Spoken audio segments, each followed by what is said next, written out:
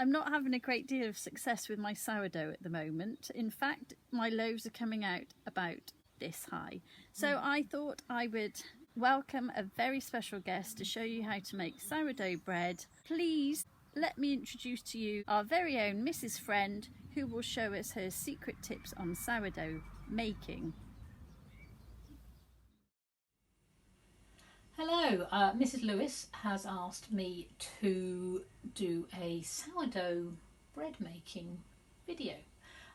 So I have to say this is a first for me. I have never made a video before, so we'll see how it goes. First of all, I need to show you Bertie. Now Bertie is a sourdough starter and the little line here shows where he was just after I fed him, after I took him out of the fridge yesterday evening. And as you can see, he's grown quite a lot since then, so he's now ready to use. But what I have done is actually take a little bit of Bertie out. This is 100 grams of sourdough, and you can see it's quite gooey. It's basically flour and water that has started to ferment, so it's got yeast in it.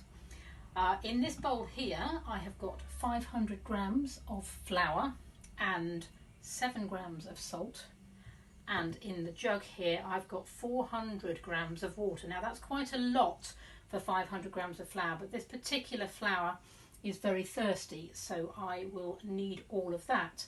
Now what I'm going to do first is put the sourdough into the big bowl,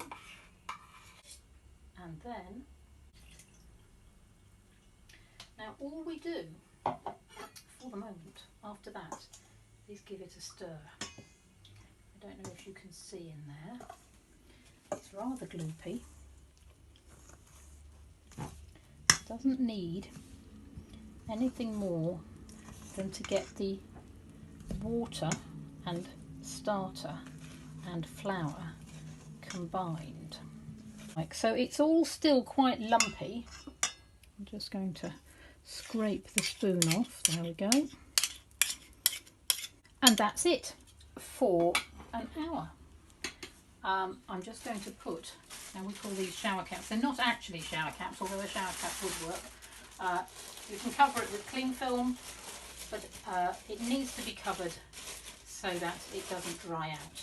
And you leave it for an hour, and then I will show you what we do next. Okay, here we are again. Now just before I show you the dough, it's now an hour later than it was last time, but I just want to show you a little bit more about the starters. Now this, as you can see, I've used a bit more of Bertie in the last hour. There's his line, the line that was there when I'd fed him after I got him out of the fridge, but he's now back down to here. And I'm actually going to put him back in the fridge just as he is. There's plenty of starter left there. I could use more of it if I wanted to, but I don't need to at the moment. But here's another one which is almost finished. Now if you have a little look inside this jar, you'll see what I mean. Okay, so there's very little sourdough left. Now that's a rye sourdough, so he has the very original name Ryan. And what we're going to do is I'm going to actually feed this before I put it back in the fridge, and I'll show you it again in the morning before we actually cook our bread. Now here I've got equal quantities in weight of rye flour and water. I'm going to put the water in first. Now this is 25 grams, but really you put more in as you get more. So Bertie would need quite a lot. He'd probably need 50 grams of water and 50 grams of flour each feed at the moment. So there is our water. Now I'm just going to give it a jolly good stir around and try and get some of the bits off the side of the jar, because the yeast stays alive even once it's dried out. You can actually, if you buy sourdough starter, you can buy it like this, or you can actually get it through the post dry. Now I mean, I didn't get my sourdough like that. I actually got given my sourdough by Mrs. Lewis, which is why this sourdough there is called Bertie, because I think it was the year 9s who named her sourdough Alberto, so this is Alberto Jr. or Bertie for short. So there we go. Lots of people actually do name their sourdough starters. Not quite sure why. Slightly cannibalistic really if you then cook it and eat it. Fairly down, and then we're putting this 25 grams of flour in as well. I'm going to give it a good stir, a jolly good stir. Just have a little look at that there. So yeah, so whenever you feed, or even when you're making a sourdough starter, you use equal quantities of flour and water each time. There are all sorts of myths about sourdough, but I just tend to do what works for me. Anyway, so I'm going to leave that out overnight, and hopefully it will have grown again in the morning. And just going to give my hands a quick wash, and I'm going to leave them wet. You'll see why in a minute. This is the dough that we left an hour or so ago. Still looks fairly gloopy, and what we do is we fold over and round. So what I'm doing is I'm moving the bowl and folding the dough in on itself, and I'll do that 15 or 20 times, or maybe 30 if I feel a little bit like it. Okay, and gradually, even with this first turning and folding, you can see that it's becoming much more of a dough-like consistency. I've no idea how many times I've done that. Actually, what I'm going to do is I'm just going to turn it right over so you can see its bottom, and it does look already quite like dough. Anyway, put the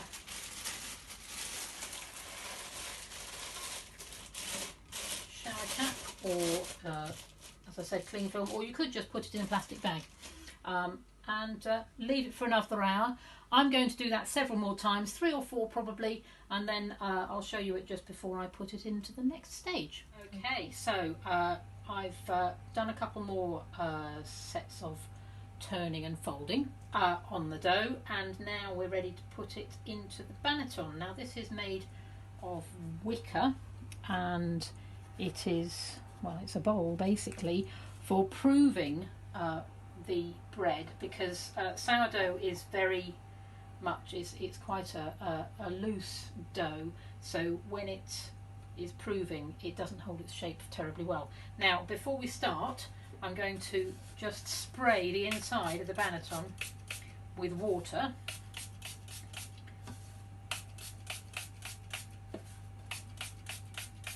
There we go. Not to make it wet, but just to make it a little bit moist, and then I am going to put rice flour, quite a good amount, and this stops the dough, which is very sticky, from sticking to the banneton, because we don't bake the bread in these, we just use it for proving, and we hope then that it will keep its shape once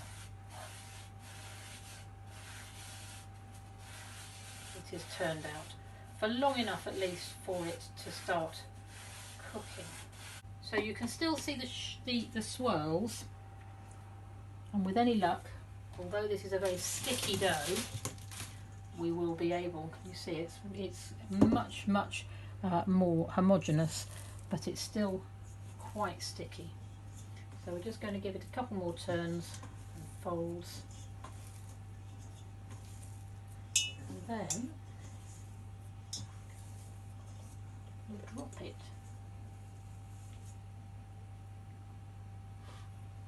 into the banneton, and we put the rest of the rice flour, and a little more just to be safe, over the top.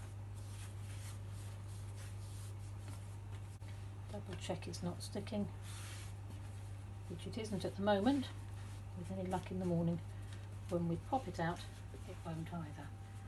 Now just pat it down gently, put the plastic back on top,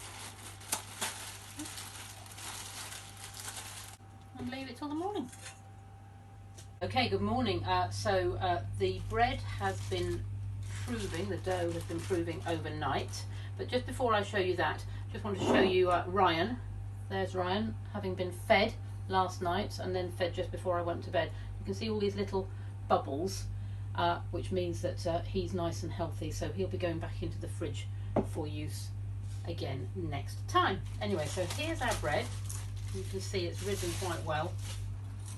So what we're going to do is we're going to pop it into a casserole, which I have lined with parchment. In fact, what I normally do is I normally do this. So we normally put that on there and then do a flip.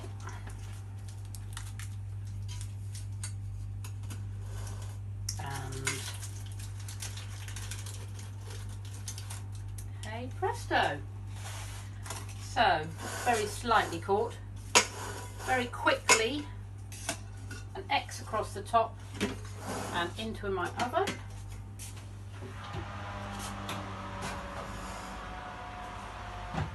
And that will stay there for 50 minutes and then we will see what it looks like when it comes out. Okay, so the bread is now baked. It's been in there for 50 minutes and now's the moment of truth.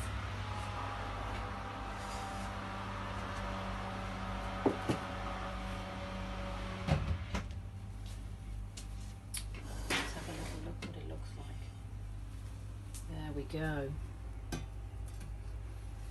That is our sourdough. I'm just going to take it out and put it on there to cool. And that is how you make sourdough bread. And that's what it looks like. And I have to say, it's come out really rather well.